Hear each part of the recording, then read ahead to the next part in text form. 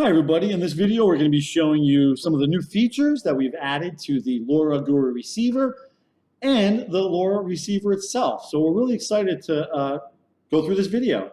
Now I already have a LoRa receiver plugged in next to me. I'm going to open up the LoRa GUI beta and move the serial monitor over here to the side.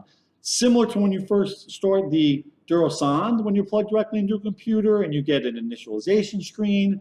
The similar thing happens with, of course, the Duro LoRa receiver. And it's just letting you know that the LoRa module is initialized and that there's an SD card inside of that device so that we can start configuring, communicating, or using remote mode. Now in this video, we're just going to be going through configuration mode. In other videos, we'll get into communication and remote. So let's get started. Configuration mode is where you're going to be entering the parameters to match with the Sonde device that you're trying to communicate with. Now, we have added this new remote feature, which I'll get a little bit into later, but you want to make sure that whatever you have on the device you're trying to communicate as far as frequency, coding rate, etc., it matches with the device that you're trying to communicate. Now, I could, before I change these, click this list settings button here, and it will show me what I currently saved or have saved on my Duro LoRa receiver, and this looks like it is matched to our field unit, but I want to explain a little bit about some of these different settings. And of course, you can learn a lot more about LoRa by looking at some of the links that we have on our website. Now, the first one is related to frequency. There's basically three, I'll call modules, or three different frequencies used worldwide. Here in North and South America, or in the United States, we use what's called the 915 megahertz frequency, and that goes between 902 and 928 megahertz. In Asia, they use 169 and 443 megahertz, and in Europe, they use something called the 868 frequency. So depending on where you're at, you would be using different frequencies. Now, I'm going to overwrite some of these settings just to show you how this works. So once again, we're in North America. We're in the 915 megahertz.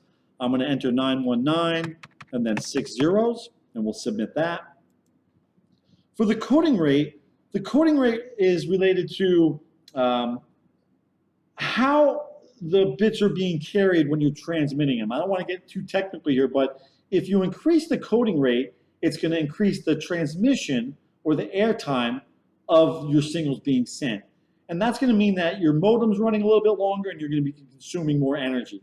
So if you have a nearshore unit out in the water, you may want to use a lower coding rate, or a higher coding rate if you're trying to, once again, get data faster. But the coding rate is related, once again, to that airtime. And the higher the coding rate, the more airtime, more power you're going to be consuming. And the lower the coding rate, the less airtime.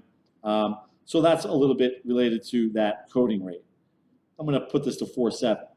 Now for the spreading factor, LoRa communication protocol uses something called chirps. Once again, not to get too technical, the spreading factor is related to those chirps being sent out. So if you have a lower spreading factor, that means that there's more chirps being sent per second, allowing the LoRa receiver to encode data a little bit faster.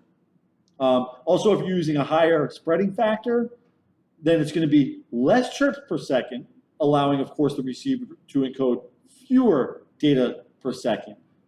There is a benefit to having a higher spreading factor. Obviously, is you're getting a little bit more airtime, so you have a little bit more opportunities to sample the data. So you get a little bit better sensitivity, and it allows for farther away and better coverage. So we are in the office. I'm not going to really put that up too high. I'm going to leave this right here at this SF7.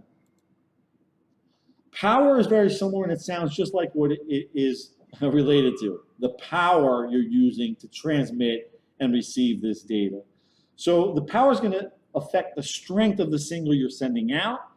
For short distances, an example I'll use when we're transmitting from a Sonde in the Harlem River, on Randall's Island to our office in Mott Haven, we're talking about 2 miles, 1.5 miles, power rating of 4 will do. You don't need a lot of power.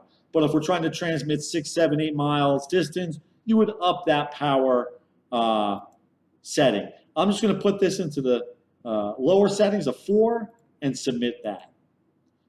The last one is the bandwidth. And if you choose a higher bandwidth, it's going to allow for a higher rate of transmission, but it could result in more congestion. Typically, I just keep it in the middle at 250. Once again, for more details on LoRa and all these specific parameters, just go to our site and you can really get into some technical details on all of these. I'm going to submit that, and then of course I'm going to click on Save Settings. I've already showed you that we can look at the list settings to confirm what we have on our device. So what I'll do now is move into communication mode. That's it for this video. As always, if there's any questions, feel free to reach out. Support@DuroUAS.com.